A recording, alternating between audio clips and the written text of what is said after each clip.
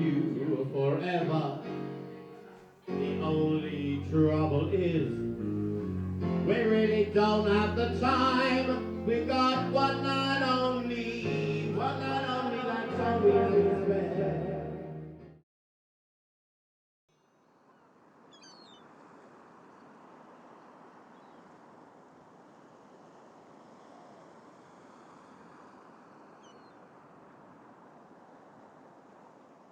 My name is Jason Sutton and I work on the drag circuit as Miss Jason. I've been a drag queen for 17 years now. Years ago I used to drink in a gay bar in Portsmouth called the Old Vic, watching the wonderful stars on the cabaret circuit like Phil Starr and Maisie Trollet, Dockyard Doris and people like that inspired me to get going. I first got my bookings at Legends Hotel where Tony Chapman there, the owner, said, why don't you come in on a Monday? It's a quiet night, and 8 years later, I'm still there.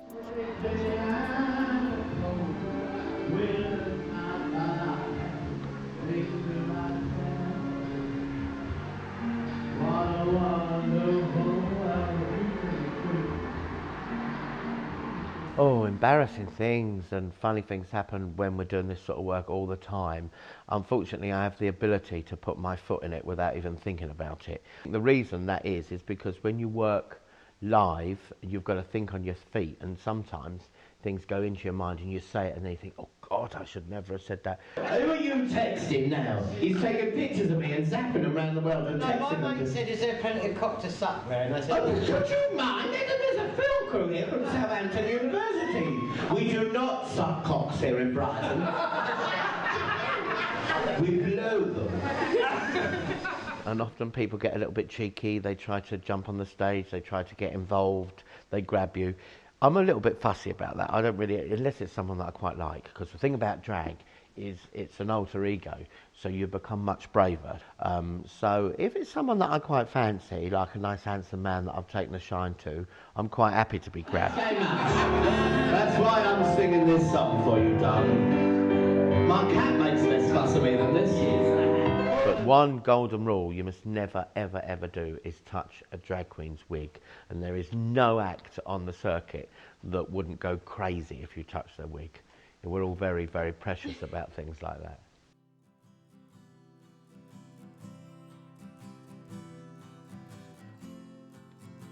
I have a life partner called Terry, and we've been together for 25 years now. When I first started doing drag, Terry hated it. I was involved in politics before this, so he viewed that as respectable, but it's something that he's got used to. When I'm in Panto at Christmas, he loves to be part of that, as opposed to going to what sometimes can be pretty grotty bars with pretty grotty people in them. Has Chris got a little pink for... Hello boys and girls, how are you all right? Lovely, lovely. My first one was Jack and the Beanstalk, and I played Dame Trot. The other one I did was Aladdin, which I adored. I did Cinderella, I was an ugly sister. And this year I'm back at Woking, playing Widow Twankey.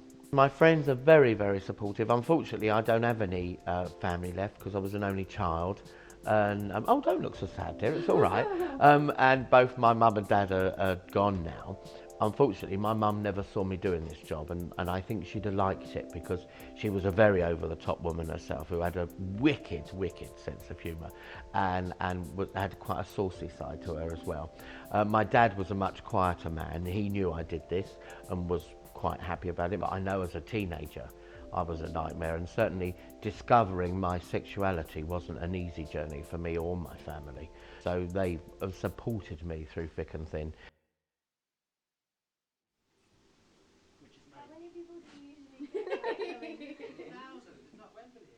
When you start to put, am I talking to you, aren't I, or the camera? You, sorry. No, yeah. It's fine. Sorry, darling, I forgot that. I was looking straight down the lens. When you start to put your makeup on, your character then develops, and it's almost like putting on armour. So each layer of makeup that goes on, so you become more and more into the character of your drag persona. And I find for me, more than the makeup, it's probably the heels.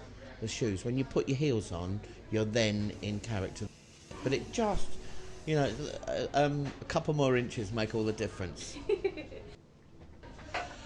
Liberated. I feel liberated when I'm Miss Jason, because that gives me the license to say whatever I want to whoever I want. So if I look at someone's outfit and I think it's particularly ghastly, I can say it, because I'm saying it in a character.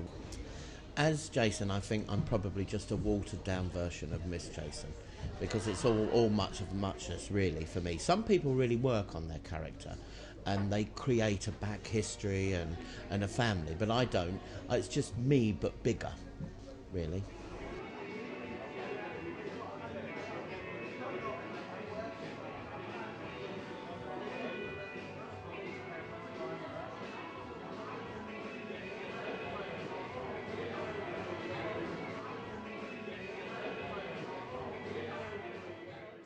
I've been really lucky. I've never come across any unwanted attention, like homophobia or anything like that, or anti-drag, whatever that would be. What would that be? Dragophobia, I don't know.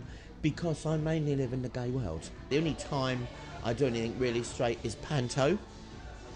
And of course, you know, we're always Canber's Christmas. Even the straight ones are Canber's tits during panto. So, no, I haven't, thank goodness. Would I stop being Miss Jason is a really difficult question to ask. I think if you'd asked me a year ago, I'd have said, no, definitely not. I couldn't bear not to be Miss Jason. As long as I was entertaining and performing, I think I'd be happy. But Miss Jason has been such a powerful and useful vehicle for me to get known and to get out there. I mean, I've been doing it 17 years.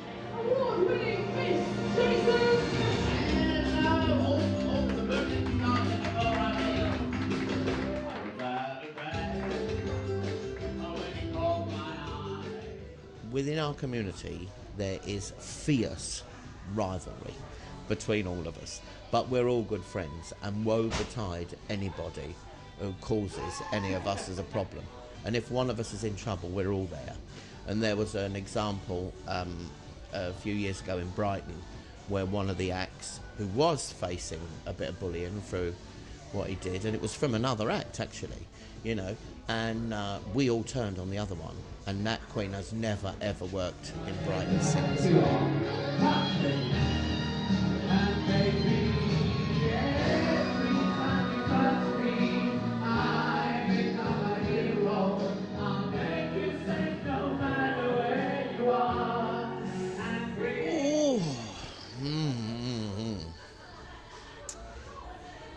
Sure. No, I really don't know, honestly. No, I've got to think of something nice to say, something reasonable to say. I really would be lost without Miss Jason in my life, because Miss Jason brings me the freedom to be who I really want to be. You know, I want to be loud, I want to be over the top, I want to be in your face, I want to have a good time, and I want to have fun. So Miss Jason gives me all those things. I couldn't imagine now having a day job that wasn't full of sequins and sparkles.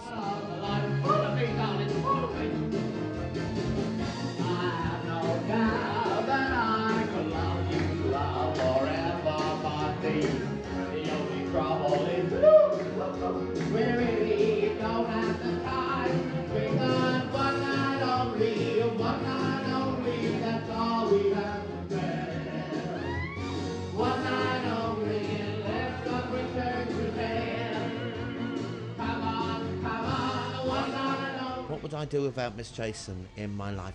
I think I'd probably drink myself into a stupor on a beach in the sunshine somewhere.